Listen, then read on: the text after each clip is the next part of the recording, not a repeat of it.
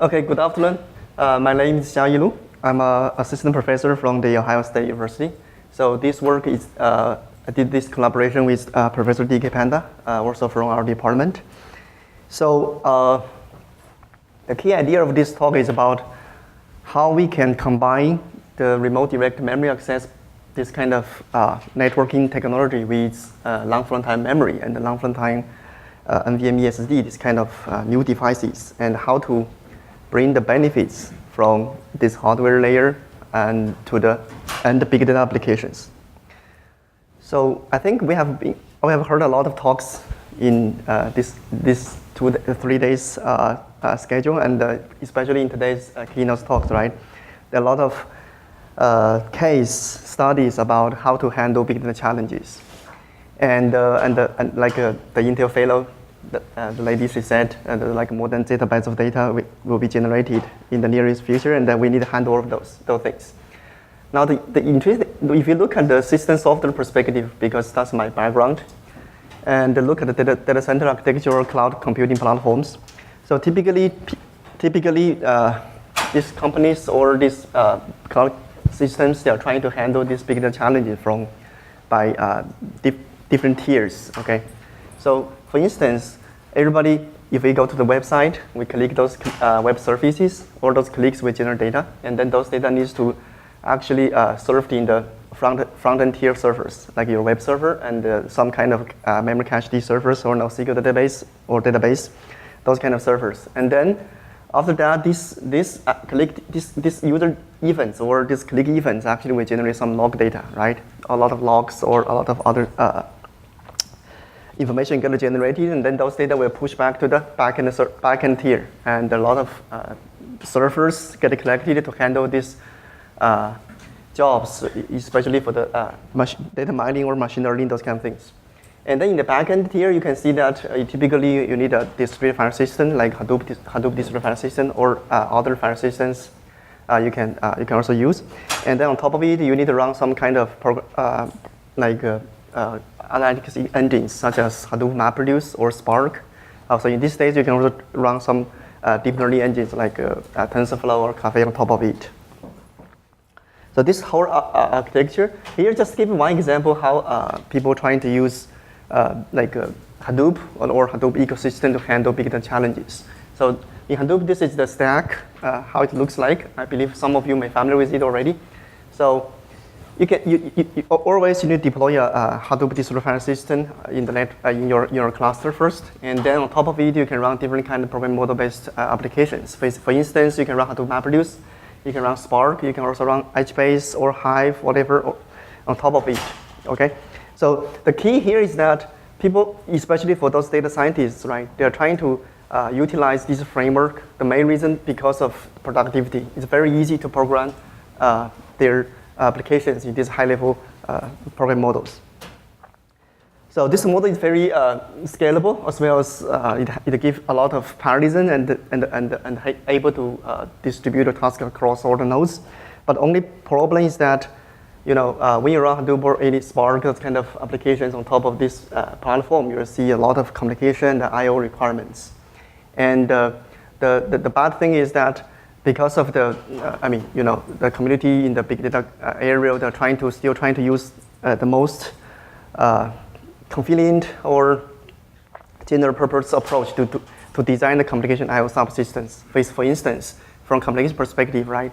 If you look at this stack, they're trying to use NATI or JT, those kind of communication libraries, which go through at the end they go through Java sockets or go through some I/O libraries like HTTP-based protocols. That's actually is not very optimized. But if you look at the modern HPC or data center architectures, especially from hardware provider perspective, there are a lot of new technologies actually available on the systems. For instance, these days a lot of cores available, and then you can also run your application with GPU or FPGA, those kind of accelerators. And then the two important techniques that I highlighted here is the RDMA-based interconnects, including InfiniBand and also Rocky. And then in the cloud computing environment, they actually also support the SRV-based virtualization so that each virtual machine can directly access the virtual function through the hardware-based virtualization approach so that you can get the best performance, near native performance in the cloud computing environment as well. The second thing is the NVMe, the NVMe SSD. So that's also bringing a lot of benefit, especially for big data applications. The reason is that for any big data applications these days, especially for the analytics applications, right? The data has to go to the persistent layer. And because you need a fault tolerance, you need those kind of, and the recovery from there. So that's why NVMe non-volatile memory and non-volatile memory-based based SSD, NVMe SSD is a must in the nearest future for the data center architecture. So if some of you may not be familiar about our group, actually we have been working on the big data area for multiple years. So we have a lot of packages available in our high-performance big data project website. So during the last 5 years, our major focus is that how to, first of all, let's replace or let's enhance the communication system, subsystem in these stacks. Instead of using Java sockets or HTTP-based communication libraries, let's try to bring native RDMA support directly into these stacks. So that's why we have designed some communication engines for Apache Spark, Apache Hadoop, not only the default Apache Hadoop distribution. We also designed some plugins for Hortonworks distribution as well as the cloud area. So some of you, if you're using the cloud area or Hortonworks distributions, we have plugins you can download and apply to them directly, so that you will get the default or native RDMA support. And then similarly for the long-SQL database like HBase, we also designed some communication engine in the Apache HBase. And for memory cache, because this is very heavily widely used cache layer in data centers. But in those cases, you have to get the memory aggregated from distributed nodes, right? So in that case, you have a lot of opportunities to use RDMA-based protocols to remote fetching or write your key value pairs into different nodes. So these packages are being utilized by many organizations already, and a lot of downloads happening in our website. So not only we support not only InfiniBand as well as Rocky, and then we also, because the open power, this kind of architecture becomes available these days in many HPC systems as well as the data centers. So we have different kind of versions so that you can try with your x86 or open power architecture. So, but there's a question here. We're also trying to see whether we can work on it during the next several years, see whether we can bring more benefits into these stacks. That is, so whatever we did earlier, we have done a lot of or significant performance improvement with designing your high performance communication engines with combining RDMA plus DRAM. But now these days, like I mentioned earlier, the NVRAM available and NVMe-based SSD also available. Now the question is whether we can combine RDMA plus them and then give more benefit to the end applications. So that I think many of us already know what's the benefit from NVRAM. I just kind of quickly highlight some of things. So first of all, of course, the performance is very good between your DRAM and the flash-based SSD. And the one important thing is NVRAM can give you the byte-addressability so that your RDMA device can directly access those NVRAM device also. Okay, and then it also gives you a very good throughput and a low latency. So that's why we see a lot of papers or white papers. They're trying to move, say that okay, let's move storage technology to the NVRAM-based solutions. Because I'm from the academia university, right? So the NVD or this kind of direct hardware, we don't have the access. So if you look at many of these papers, including us, we are trying to do the emulation-based approach. So typically, if you survey the typical two ways to emulate those NVRAM devices, one way is that you can do some kind of PCM disk, and then as long as the file system support DACs, you can directly map your the file system APIs, directly map those things, and then you can do direct access on the NVRAM device. This is one way. The second way is that because in the community, Intel, especially Intel, they provide some library called PMDK. so that you can, they give you a lot of good interface. You can directly use those interface to program your application with NVRAM. So for instance, you can do PMM memory copy persistent so that all this data will get copied from NVRAM devices with persistency support. Now the question is, this is from the architecture guys or system guys perspective, right? This is very like a common knowledge for us. But the problem is, we think from the data scientist perspective, they don't want to handle these details, right? Why I need to handle each lines of cache flush and the fence on that. So the more important thing is that if you look at the big data area or community, people trying to need some kind of runtime system, convenient, high performance, and easy to use, something like that. So that's why we are trying to propose a library called NRCIO, which means NVMe-aware, RDMA-based communication and I/O schemes. So the design example for this is that think about in your data centers, you probably, some nodes have DRAM but doesn't have NVRAM. Some nodes may have NVRAM and the NVMe SSD, right? Those things. So broadly, you probably have different kind of paths, communication paths or I/O paths in your applications. For example, DRAM to DRAM, RDMA, that's of course is there. That's the most common one. And then your source data may be in DRAM, but your destination may be NVRAM. So you want the DRAM to NVRAM, RDMA-based communication. And then your data may be NVRAM, and then your destination may be in DRAM. So you want the NVRAM to DRAM-based RDMA communication, right? And then the last one, maybe NVRAM to NVRAM RDMA direct access. So for this talk, we particularly trying to talk about the DRAM to NVRAM over RDMA and NVRAM to NVRAM RDMA. So this is the two very basic ways you can design some protocols with RDMA plus NVRAM. There's a lot of other approaches, but because of the space, we just show two of them. So for example, in the right side is the RDMA write over the NVRAM. So because you want to design a generic RDMA engine, right? So you need to handle all types of message sizes.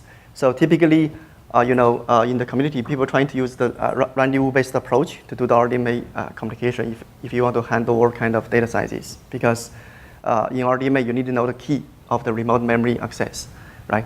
So one way is that we pre-reserve a big range, and then we pre-exchange the keys, and then we just directly do the RDMA write, something like that. But in that way, you need to reserve a big memory pool. So another way is that we do RTS, CTS handshaking. So in the RTS, we just say that, okay, I want to write this much data to your NVRAM device, so that please reserve the NVRAM device for me, the space for me, and then return your key with the CTS message, and then we do RDMA write on that, right? This can be done very easily. The only thing we need to highlight here is that because the RDMA protocol currently, there's some limitation. You are not even RDMA write finished. It doesn't mean that your data is being persistent into NVRAM device.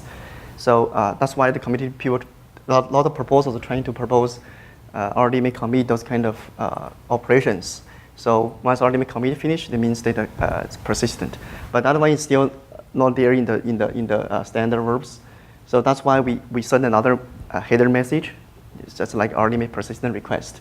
So that once the receiver gets that, we'll do the CR flush plus the S-fence. Make sure that data will be persistent, and then the fin, send back the fin.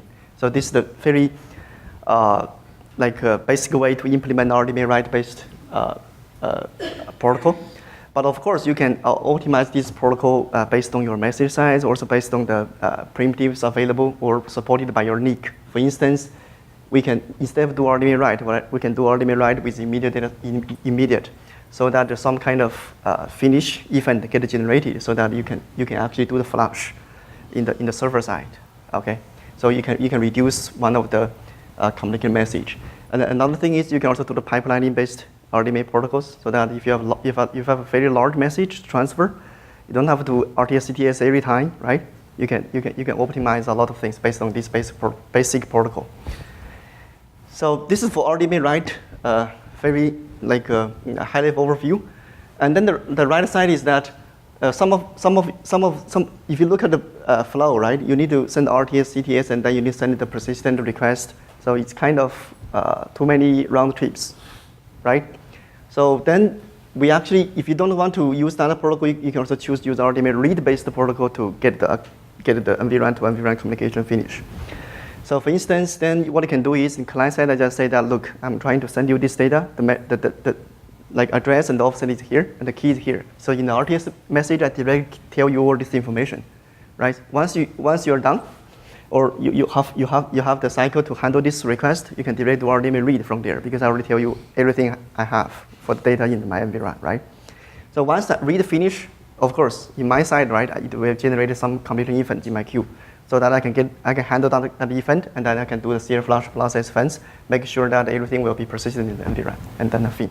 So in this case, you will see that 1, 2, 3, only 3 message or 3 network operations. I mean, needs to be done, rather than 1, 2, 3, 4, 5. Okay. Of course, like I mentioned for the write, you can also do a lot of optimization here. You don't have to do RTS spin every time. You can easily incorporate in the pipeline-based approach. You can do one RTS and then multiple RDMA read, so get better performance and throughput.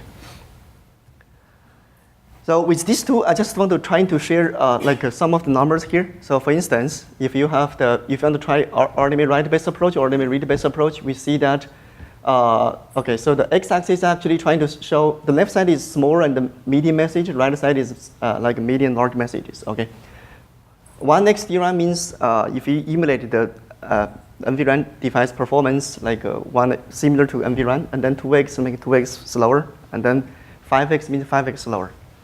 So with that, we see for small and the medium message, most cases RDMA read-based approach is better. The reason because I have less number of round trips, right? That makes sense. And then for the right one, for the right side, you will see that okay, almost similar because that's bandwidth bounded workloads, right? So in that case, even though you have 1 or 2 more small message transfer, it's fine. So in this case, you can get the some kind of insights of which way you want to choose. The only thing is for RDMA write, probably you can bypass the, you can do one-sided operations because server can be bypassed during the pipelining writing, right? This is the DRAM to NVRAM one, and then for the NVRAM to NVRAM one, you need to think, you need to be aware that there's some kind of both or overhead in the reading side as well because your data in the NVRAM, right? Earlier DRAM to NVRAM does just mean your destination is NVRAM, so your penalty or your access penalty only happening in the destination side. But for the NVRAM to NVRAM communication, you'll see that your source, because your data in the source side is also in the NVRAM device, so you need to load from there and then write back to the NVRAM device in the destination. So that's why you'll see a little bit lower performance than the DRAM to NVRAM case. But overall, we see that the high end-to-end latencies, especially mostly because of the slower writes to the NVRAM persistent memory. For instance, if you think 1x slower read plus 2x slower write, your performance will be like 4x slower than DRAM to DRAM without persistent support communication. And then for the 2x plus 2x read overhead plus 5x write overhead, you will see that more than 8x performance penalty actually for the NVRAM to NVRAM communication. So this is just some kind of basic numbers and what you can do with current device as well as what kind of product you can design.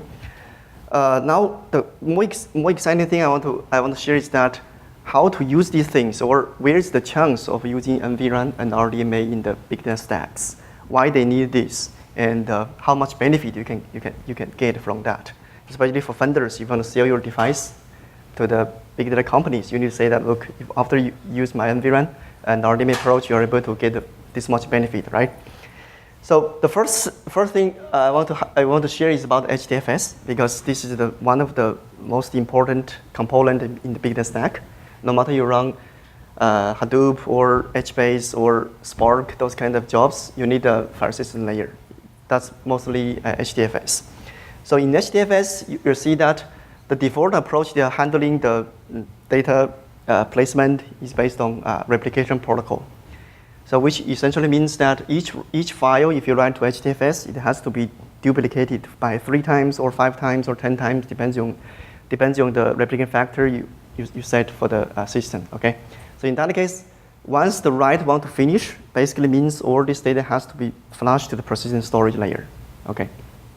So that's basically means, of course, right, you need, if you have the long runtime memory device as well as NVMe SSD, you can do much better job than the traditional HDD or traditional SATA-based SSD.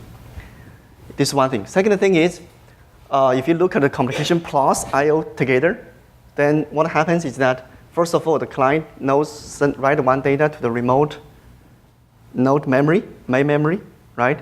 And then flash, and then replicating to other nodes, also main memory first, and then flash. This is kind of a two, your data needs to copy from one memory to another memory and then flash. So there's a two hops, right? So if you can utilize NVRAM, basically you can do one hop directly to the non-volatile or persistent domain. So you can save one hop of the I/O. And this one thing. Second thing is, in the HDFS, by default, they're using socket-based communication library.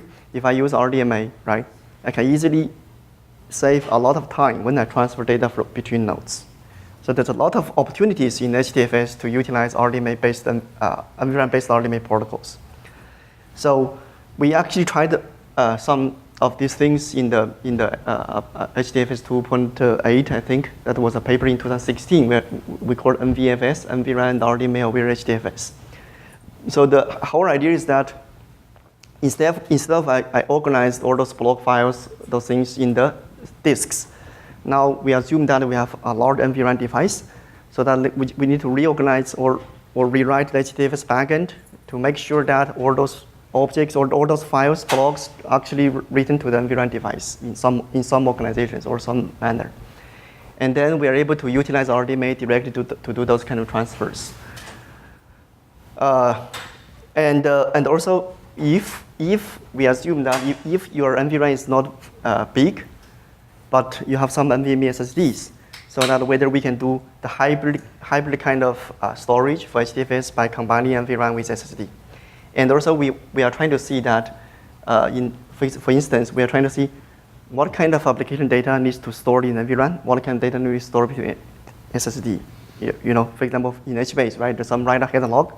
Maybe those the very time-consuming operations will put in NVRAM that's much faster than I flash to the SSD. And then for Spark, what kind of data you want to store in NVRAM, what kind of data you want to store in the SSD. And then for the MapReduce as well. So with all this kind of optimization in HDFS, what we see is that because like I said, right, NVRAM you can use block IO-based semantics, or you can use memory IO-based semantics. So what we see is that compared with default HDFS, running over 56 Gbps network that was InfiniBand QDR, a little bit older generation, now it's like a 100 Gbps or 200 Gbps, right? So even with that old generation, we are able to improve almost 4x throughput for HDFS write workloads. And then for read, it's a 1.2x improvement. That was like SDC supercomputer commit. And then the right side is the cluster in our lab. It is also like a 4x improvement for the write and 2x improvement for the read. And then if you run the NoSQL database on top of it, here we just put the raw logs in the VRAM. We are able to improve like 20% of the time for YSSP workloads. The left side is 100% insert operation, and then the right side is like a mixed workloads, 50% read and 50% update. So that's actually for HDFS, it's very obvious you can optimize it because your data always has to be persistent, and then a lot of data get transferred from between the networks, right? Now the other example on the show here is about MapReduce. Not only Hadoop MapReduce, Spark MapReduce, or Flink, whatever. Actually, if you look at one step, almost just like this diagram shows. Okay, you have multiple splits or multiple input data.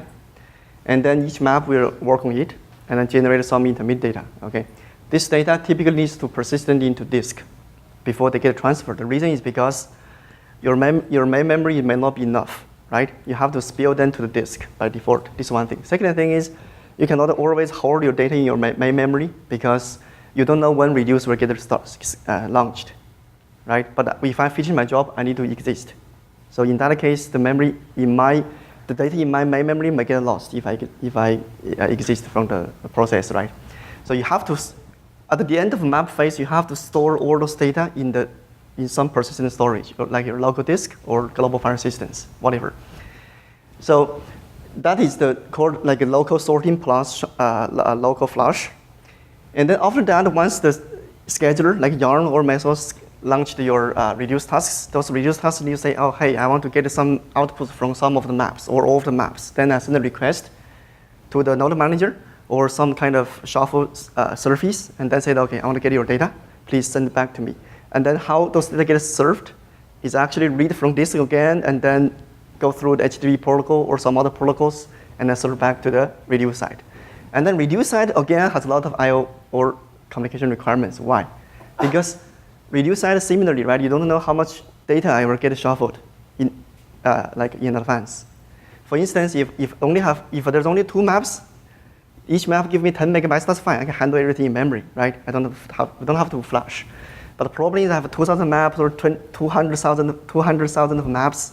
Then each of them give me 1 megabyte. It's very easy to out of memory in the reduce side.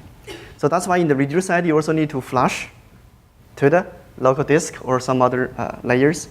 Then you can continue with the merge, sort, and some reduce operations. So overall, which means basically during this bulk data transfer phase, there's a lot of communication operations plus disk operations. Okay. By default, if you look at Hadoop or Spark, all of them trying to utilize either HTTP-based solution and plus some disk assistant spilling, those kind of things.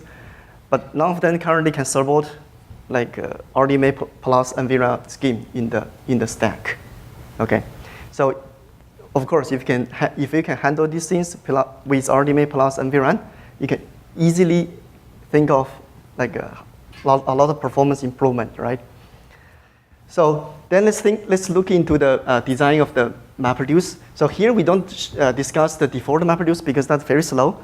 So the baseline we are comparing here is RDMA-based MapReduce, which also developed in our group.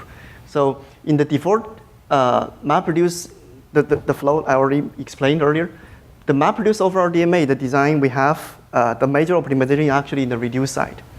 In the reduce side, what we do is instead of get all those map outputs in one shot, we actually shuffling those data in a on-demand fashion. So on-demand basically means you should know on-demand on what, right?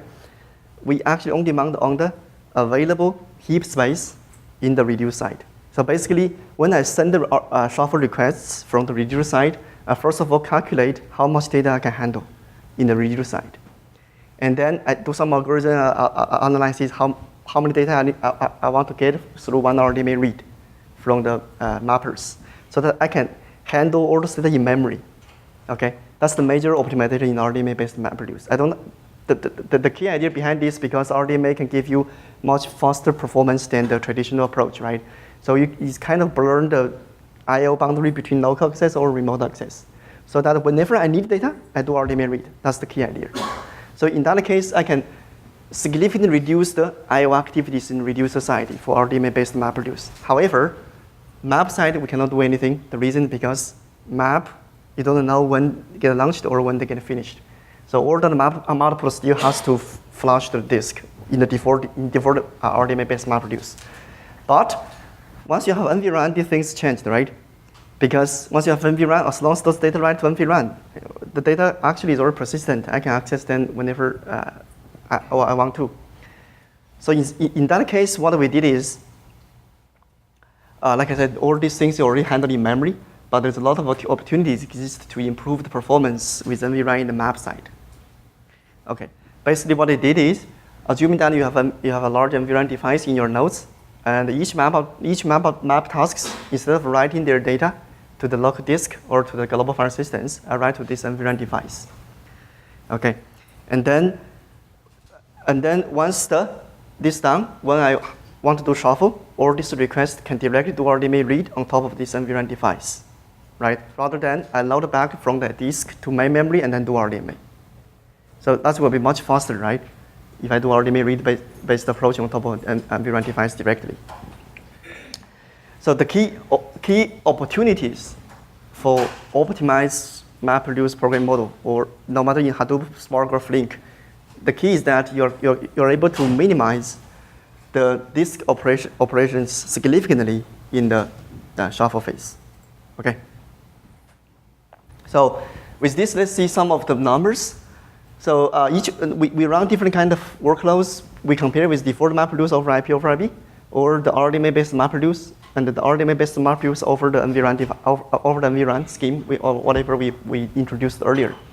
So we break down all these numbers from map phase and the reduce phase. We just want to show you that how much benefit actually got from the map phase and how much benefit actually got from the reduce phase. So as we can see, for example, for the 60 GB case, we are able to reduce the time for map phase like more than half, right? That's very good gain, right?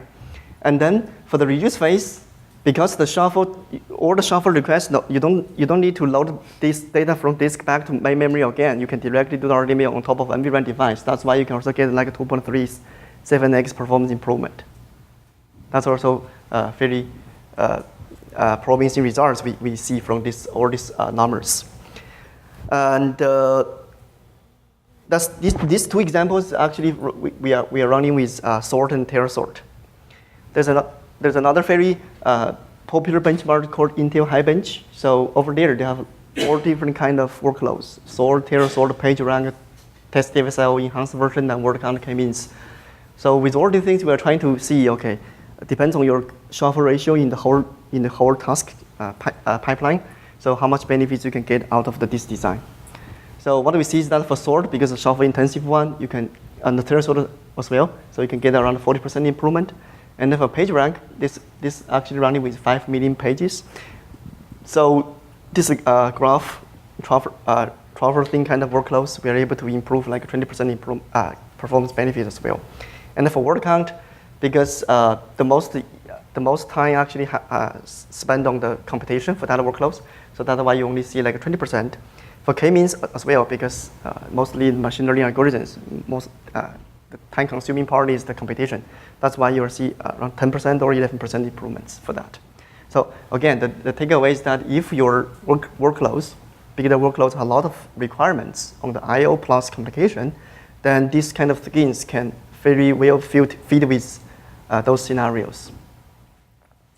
So the third example, actually, we tried with PUMA workloads. This actually some workloads developed by the Purdue University. They also provide some kind of real data sets. We download their data sets like 30 gigabytes, and then we run their algorithms like adjacent list, self-join, sequential count, those kind of things. For that, we'll see that like for communication intensive or shuffle intensive workloads like adjacent list, self-join, and then ranked invert index, we're able to see around 40% to 60% performance improvement.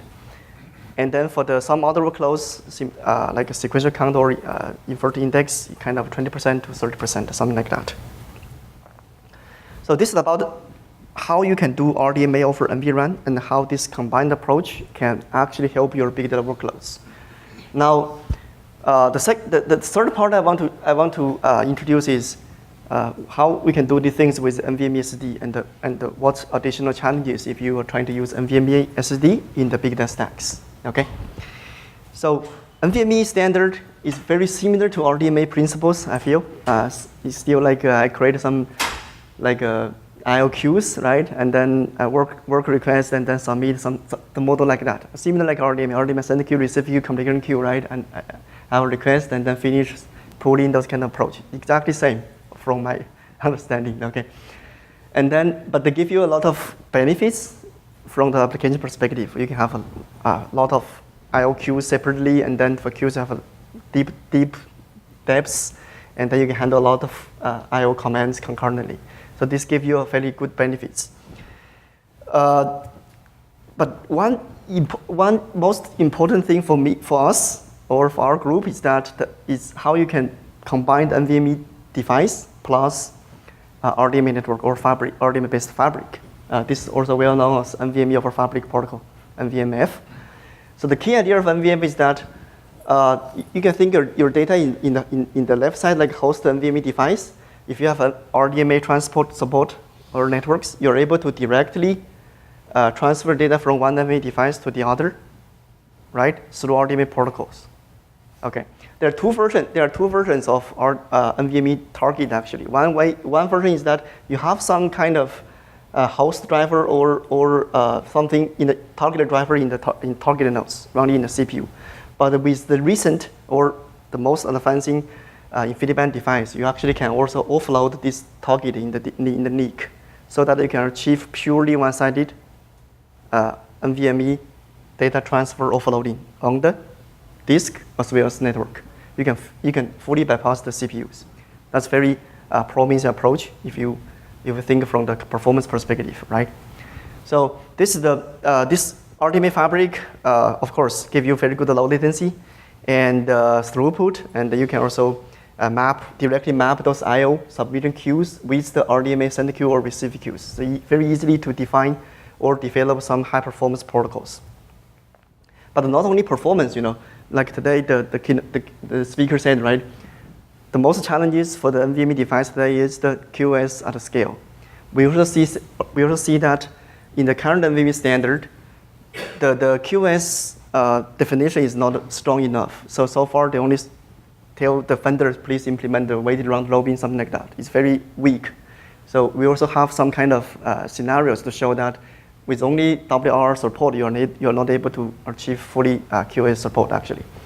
And then some kind of persistency support, performance, virtualization, especially the SRV. Today actually the NVMe standard roadmap already mentioned that, right? You have SRV support as well and the namespace isolation and a lot of things over there. So the key information is that, again, you need some kind of co-design between these hardware capabilities as well as the runtime and also to the applications.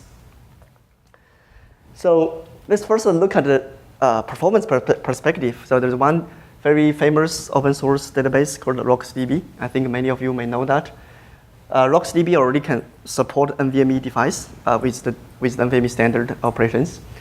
So what we see is that from insert or write, think, read, write, this kind of operations, we see good benefit if you're using SPDK compared with POSIX I/O interface. SPDK is the Intel development kit to help you to utilize NVMe standard. So we all know that POSIX has some overhead in software layer, right? So the key of the SPDK is trying to bypass that and give you the very good performance in the user space. Okay.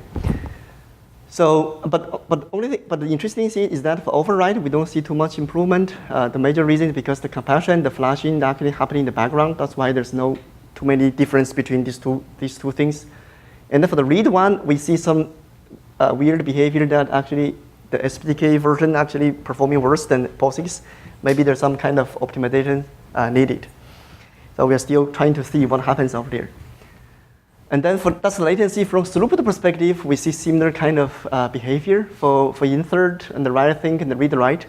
We're able to see around 25, 50, or 160% improvement, depends on your operations. And then for the override and the read, currently the performance benefit is not very obvious.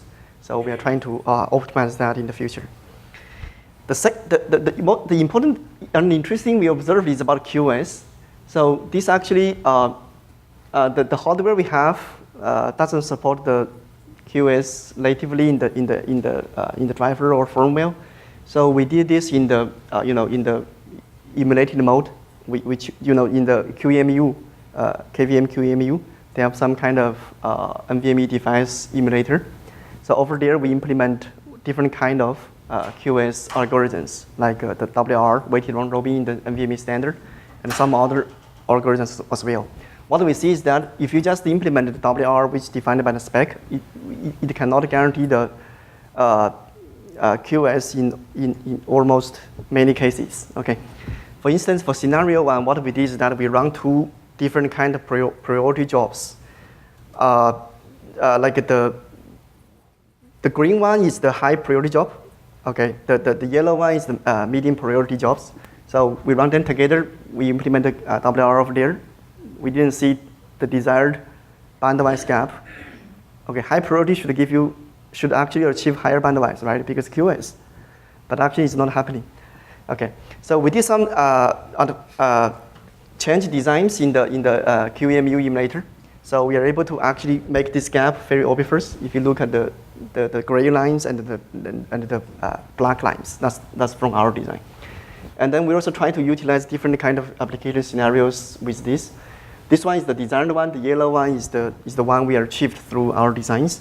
We are able to like touch the best case in almost different kind of application scenarios. There's a lot of details here. If you're interested, please like look at my profile, and then you can get some more paper from there. There's one paper like how to analyzing, modeling, and provisioning QoS for the NVMe SSD. Okay, so today the major information I want to bring here is that big data analytics. Okay, not only Hadoop those guys or Spark those guys, all of them, as long as they have data, needs to persistent in the disk or SSD, they need some kind of high performance NVRAM-aware RDMA-based communication I/O schemes, because they're really slow currently. We can help them to get a much better performance improvement.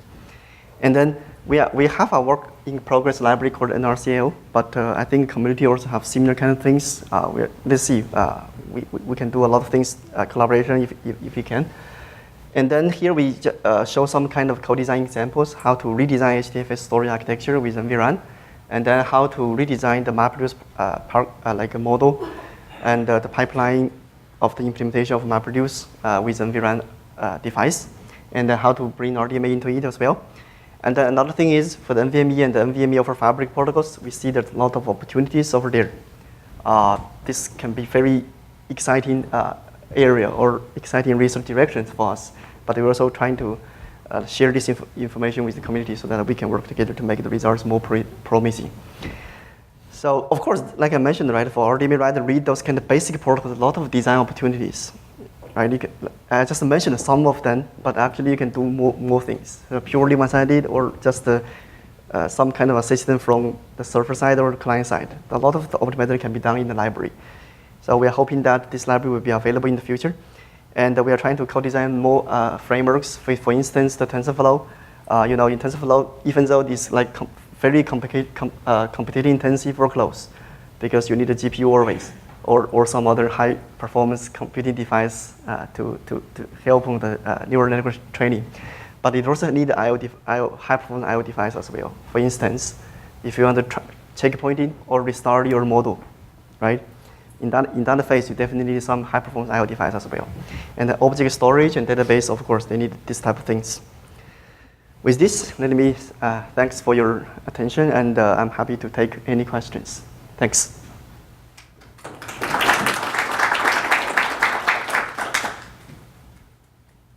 Okay, go ahead. What is the capacity used for the DRAM MapReduce-RDMA? What's the capacity? Do you have a study related to Yeah, that's a good question, but unfortunately I forgot because it had been published like 2 years back. How do you justify the cost you put in the DRAM versus the improvement of the percentage? So I didn't have that. Yeah, but one information I can give is for these numbers, we assume that NVRAM device capacity is enough. So I think it's more than the working set we run in these experiments. For instance, here we only run like 100 gigabytes, so we actually reserved more than 100 gigabytes memory, like NVRAM to emulate the NVRAM space. Yeah, but I think for the real hardware, I guess 100 gigabytes is not a big assumption, right? Yeah.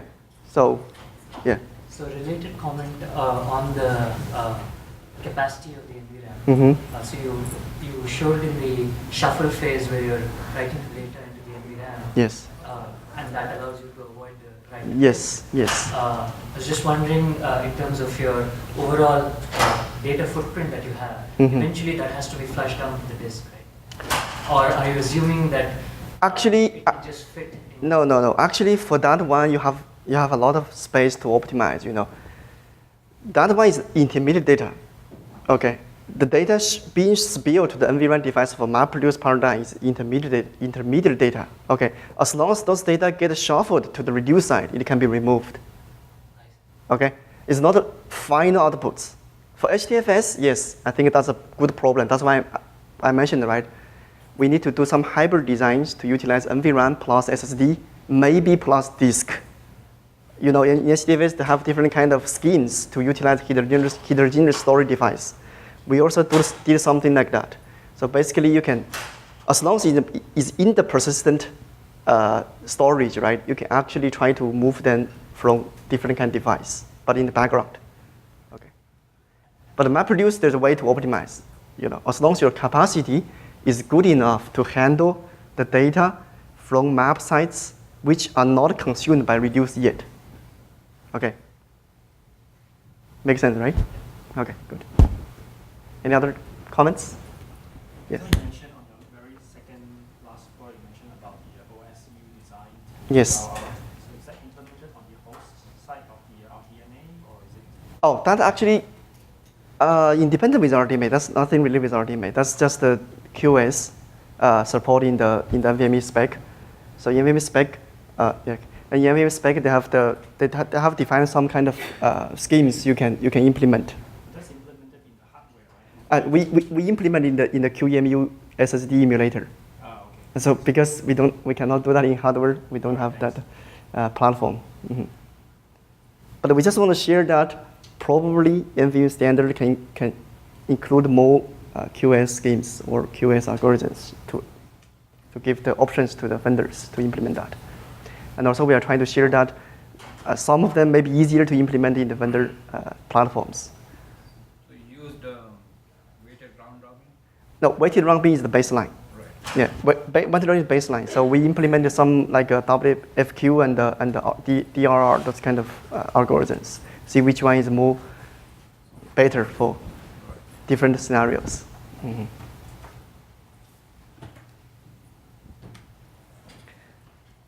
Okay, so if not, thanks again. If you have any questions, please talk to me offline or send me email. Okay, thanks.